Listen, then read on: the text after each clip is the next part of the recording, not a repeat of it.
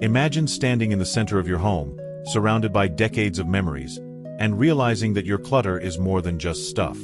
It's a weight, emotional, physical, and mental. You've been holding on to things for years, thinking they're a part of your story. But what if they're not? What if holding on is preventing you from living the life you really want right now? This is the struggle many seniors face, navigating the labyrinth of memories, sentimental items, and the sheer volume of possessions that have accumulated over the years. And the hardest part? Letting go. Today, we're going to face the truth. We're diving into the 7 hard truths about decluttering after 60.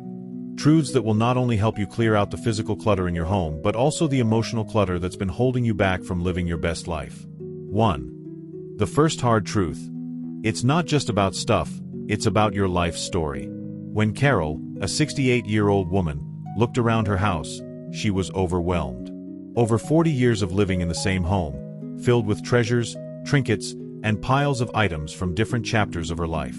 There were dishes from her grandmother, photos from her children's childhoods, books that reminded her of her younger days, and souvenirs from vacations she'd long forgotten. Everything she had felt like it was a part of her. And yet, as she stared at the sheer volume of it all, she realized something. Her stuff wasn't telling her story anymore. It was suffocating her. Now, here's the first hard truth. It's not just about the things you own, it's about your life story. Every item you have represents a moment in time, a chapter in your history. But here's the thing. Holding on to everything doesn't mean you're honoring those memories.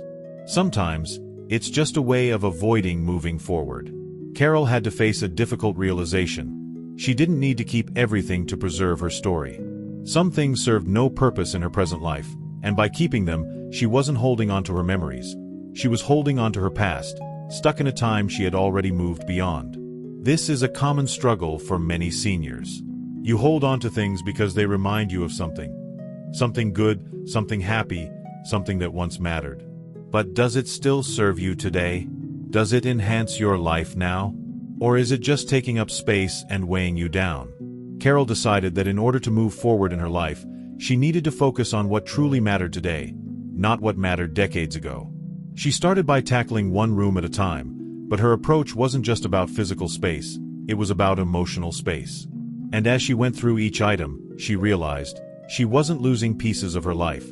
She was making room for new experiences. Let's take a moment to think about this. What memories are you holding on to right now that no longer serve you? Are you keeping things because they represent who you were or because they're part of the story you want to keep telling? Share your thoughts in the comments below.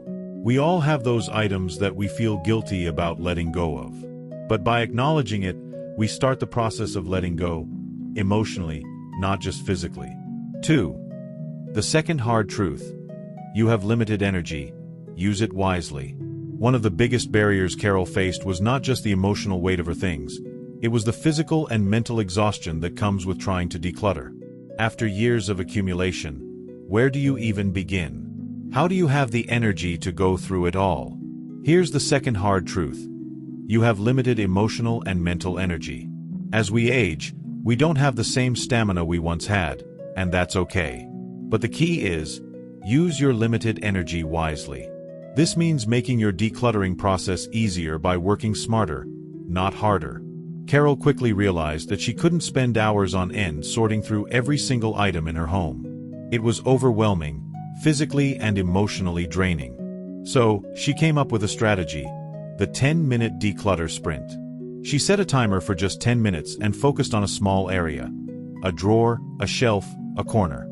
10 minutes wasn't too much for her to handle, and it was just enough to make progress without exhausting herself. This approach kept Carol moving forward without feeling like she was drowning in her clutter. She wasn't trying to clear everything at once. Instead, she broke it into manageable chunks. And surprisingly, those 10-minute bursts started to add up. After just one day, Carol had gone through 15 different areas of her house. She hadn't overexerted herself. She hadn't burned out. But more importantly, she felt a sense of accomplishment after each 10-minute sprint. It was as if the mental fog began to lift, and she was starting to see her home, her life, in a new way. Here's the challenge. Don't try to declutter everything in one go. Give yourself permission to work in short bursts. Set a timer for 10 minutes, and focus on just one small space. Whether it's a closet shelf or a kitchen drawer, you'll be amazed at what you can accomplish when you focus on small, manageable goals. Have you ever tried to tackle decluttering an entire room at once? How did it make you feel afterward? Tell me in the comments below. It's time to embrace a smarter, more sustainable approach to decluttering. 3. The third hard truth. Not everything needs to stay, and that's okay. Now, this is the hardest one of all. For many seniors, the biggest hurdle in decluttering isn't the physical labor, it's the emotional weight of letting go. You know you should part with certain items, but what if you need them someday? What if you regret it later? This is the third hard truth. Not everything needs to stay, and that's okay. Carol found herself struggling with this, too. She kept asking, what if I need this someday? What if I want to bake again? What if I need this recipe book for a future meal? But as she kept going, she realized that her just-in-case pile was simply a crutch, and it was holding her back from the freedom she was craving. Carol decided to start using a reality check for each item. Would she realistically need this in the next year? Could she easily replace it? How often had she actually used it in the past? If the answer wasn't clear, the item went. It was liberating. And in those moments of clarity, Carol realized, keeping things just in case wasn't adding security to her life, it was adding stress. Let's be honest for a second. How many items do you have right now that you're keeping just in case? What if you could replace them for under $20? Share with me in the comments below, and let's start holding ourselves accountable for what's truly necessary. 4. The fourth hard truth. Decluttering is emotional, but it can be liberating. When Carol started to go through her things, she quickly realized that decluttering wasn't just about clearing space, it was about clearing out her emotions. She had boxes of sentimental items, photos from the past, gifts from loved ones, and old keepsakes that made her feel connected to moments she could never relive. But here's the fourth hard truth. Decluttering is emotional, but it can also be liberating. You see, letting go of these items wasn't easy for Carol. Each piece held a memory, a piece of her identity. There were photos of her children, old cards from her husband, trinkets from vacations she'd taken with friends. These things were precious to her, and parting with them felt like losing a part of herself. But Carol came to understand that the true value of these memories wasn't in the physical object, it was in the emotions and stories they carried. The memories would always be hers, no matter what physical item she kept. Carol used what I like to call the memory filter test. For each item, she asked herself, does keeping this item bring me joy and peace, or does it just hold me in the past? She learned that letting go didn't mean erasing memories. It meant allowing herself to honor those memories while making room for new ones. For instance, she had a box of old birthday cards from her late husband. Instead of keeping every single card, she chose the ones that truly captured their love and the life they built together. The others, she let go. And with each card, each photo, each item, she realized she wasn't losing a part of her life. She was making space to experience the next chapter. It wasn't about erasing the past, it was about creating space for the future. Now, think about your own possessions. How many things are you holding onto out of guilt or fear? What sentimental item have you been afraid to let go of because you think it'll erase a memory? Let's get real in the comments below. I know many of you feel this deep attachment, and it's okay to acknowledge it. But at some point, you deserve to make room for the life you are creating now. 5. The fifth hard truth. You're not alone in this journey. There's a community waiting. Carol wasn't just decluttering by herself. She had the support of her daughter, who lived nearby, and even a group of close friends who checked in on her progress. As she worked through the clutter, she realized something crucial. You don't have to do this alone. The fifth hard truth is that decluttering doesn't have to be a solitary journey. Carol's daughter didn't just offer moral support. She helped Carol sort through some of the more difficult emotional items. Having someone to share the process with made the experience more manageable. Instead of feeling isolated in her task, Carol felt the love and support of those around her, making each decision a little easier. The emotional weight was spread out, and with each session, Carol felt a little less burdened. Decluttering is difficult, yes, but it's not something you have to carry by yourself. Whether it's a family member, a friend, or even a professional organizer, support can make all the difference. I know many seniors feel alone in this process. The thought of going through decades of memories alone can seem overwhelming. But trust me, you're not alone. You have the power to reach out, ask for help, and take this on with the support of others.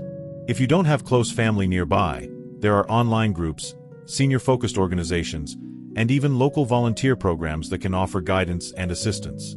You don't have to face this journey by yourself. What support system do you have? Who could you ask for help with your decluttering journey?